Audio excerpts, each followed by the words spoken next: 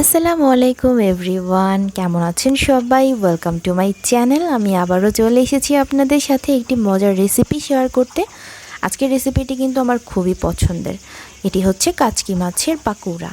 গরম গরম ভাত আর ডালের সাথে তো এই পাকোড়া হলে আর কিছুই লাগে না, একদম জমে যায়। আশা করছি আপনাদেরও ভালো লাগবে। আমি খুব সিম্পল ওয়েতে এই রেসিপিটি তৈরি করেছি, আপনারাও ইজিলি তৈরি করতে পারবেন।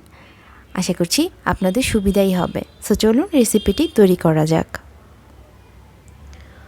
রেসিপিটি তৈরি করতে আমি এখানে কাচকি মাছ ধুয়ে নিয়েছি, 2টি পেঁয়াজ কুচি নিয়েছি, মোটামুটি মিডিয়াম সাইজের ছিল 2টি পেঁয়াজ, একটি আস্ত রসুন কুচি নিয়েছি, একটি ডিম নিয়েছি আর 4-5টি কাঁচামরিচ কুচি করে নিয়েছি। আমি এখন সবগুলো উপকরণ এক এক করে ভালোভাবে মাখিয়ে নিব। কাচকি মাছ দিয়ে দিলাম, কাঁচামরিচ কুচিগুলো দিয়ে দিলাম, রসুন কুচি আর পেঁয়াজ কুচিগুলোও দিয়ে দিলাম, স্বাদ মতো লবণ দিয়ে দিলাম, সামান্য পরিমাণে হলুদ গুঁড়ো দিয়ে দিলাম, হাফ চা চামচ মরিচ গুঁড়ো দিয়ে দিলাম, সামান্য পরিমাণে জিরা গুঁড়ো দিলাম। বন্ধুরা, আমি এর মধ্যে চালের গুঁড়ো দিয়ে দিলাম। চালের গুঁড়ো দিলে অবশ্যই এটি খেতে অনেক মচমচে হয়। আর একটি ডিম দিয়েছি আমি এর মধ্যে। এখন সবগুলো উপকরণ আমি ভালোভাবে মাখিয়ে নিব। আমার এর মধ্যে আরেকটু চালের গুঁড়া লাগবে, আমি আরেকটু দিয়ে মিক্সড করে নিলাম। একটু আঠা আঠা যখন হয়ে যাবে তখন আমার মাখানোটি হয়ে যাবে। সো মাখানোটি হয়ে গিয়েছে। আমি এখন ফ্রাই প্যানটি গরম করে তাতে ভাজার জন্য তেল দিয়ে দিলাম।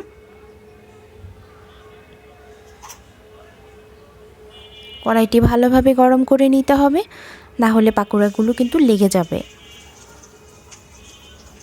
এক এক করে সবগুলো পাকোড়া এখন কড়াইতে দিয়ে দিচ্ছি আমি।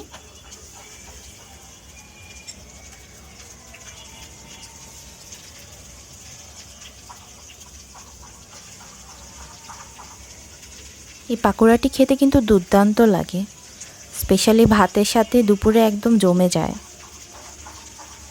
চুলার আঁচটি অবশ্যই মিডিয়াম রাখবেন। আমি এখন এপিট ওপিট উল্টিয়ে দিচ্ছি।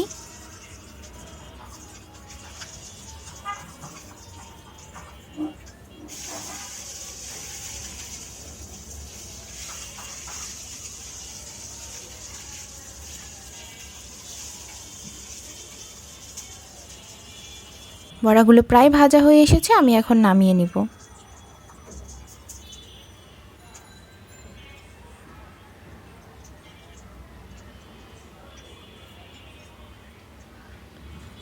এই তেলের মধ্যেই আমি এখন বাকি পাকোড়াগুলোও ভেজে নিব।